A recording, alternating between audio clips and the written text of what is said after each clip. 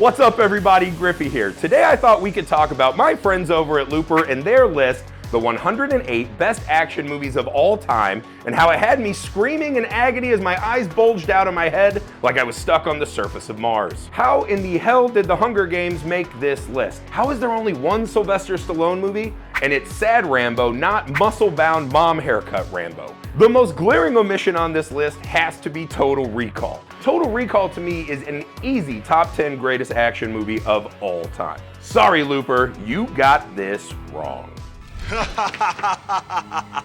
You think this is the real Quaid? It is.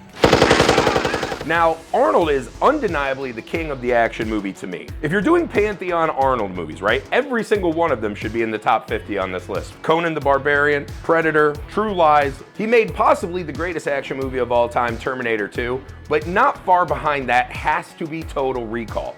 He picks action movies that have the heft and support of another genre. So a lot of his movies lean heavily on fantasy, science fiction, maybe even some horror tropes. That gives these movies extra weight. Total Recall is an incredible science fiction story on its own, which lets the kind of beat 'em up, muscle-bound storytelling feel bigger and more impressive than it might be. Another thing that we need in every single Arnold movie is amazing one-liners. From drilling a hole into the side of an excavating machine and yelling,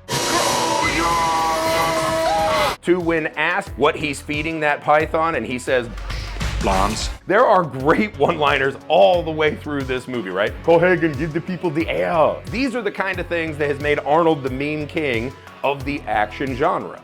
My name is not Quaid. Arnold's not afraid to look like a buffoon on screen. He's not afraid to scream and make hideous faces with his horse teeth hanging out as he's strapped into various chairs and machines in this movie. In a world where we have movies where The Rock and Vin Diesel write into their contracts they cannot lose fights, to watch Arnold pretty much get his ass kicked by his wife Sharon Stone, that's all you need to know. And Arnold's absolute, I don't give a shit how stupid I look attitude is the reason we loved him so much. As the movies get more bizarre and zany, Arnold never shied away from going there and looking like a buffoon. The fact that the audiences of the time were not turned off by how weird and sci-fi this movie was is a wonderful testament to how charismatic and powerful Arnold was at the time. What's in the 2-week package? Well, first of all, Doug, let me tell you, when you go Recall, you get nothing but first-class memories. The story centers around a business called Recall, which for a way cheaper cost than an actual intergalactic vacation, you can go and have memories implanted in your mind that are indistinguishable from the actual memories you would get on a normal vacation without all the muss and fuss. This is such a cool idea to start a movie on. And it's the kind of movie that's aging with us. All we do now is talk about how none of us live in the same reality. None of us know what's true anymore. This movie takes that and makes it fun and not scary like our day-to-day lives. This is a guy who watches the news every day and sees the troubles on Mars and wants to go there as his wife's constantly, annoyingly distracting him with, sex. What a hard life this guy leads, right? We get amazing set pieces like Arnold walking through an x-ray machine. He clearly has a gun and he leaps through right at us, the audience. Who could ever forget the first time Arnold tries to go through customs disguised as a gigantic ginger lady? Do you like How about 3 of them? This is just watching meathead wish fulfillment. His fantasies are to beat up and murder his wife violently, right? Consider that a divorce. We see that his coworker who constantly is giving him life advice, Arnold kills him, right? We are watching a really in-depth and kind of personal array of what these bodybuilder types want. And it works as this kind of beautiful way to make fun of the action movie while totally reminding us of why we love these movies so much. It's an incredible balancing act this movie finds. Kiss me quick before you wake up.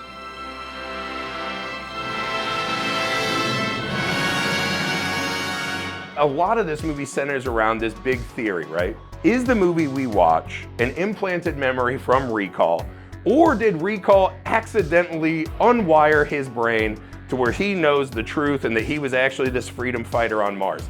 Here's what I'll say. Who cares? Action movies are one of the least realistic and silly things we ever watch. People cannot punch other people in the face 200 times in a row without gloves on and not shatter their hands into soup. Have you seen a Fast and the Furious movie? They fly cars in space and punch missiles now.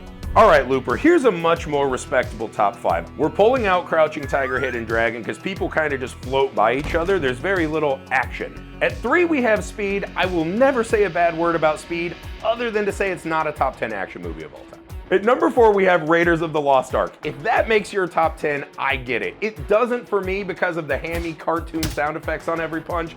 That's just a personal flavor thing. That movie rules.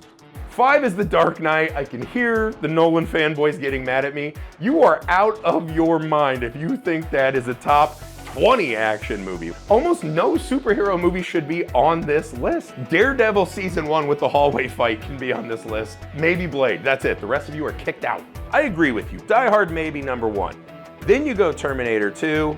Then you go The Matrix.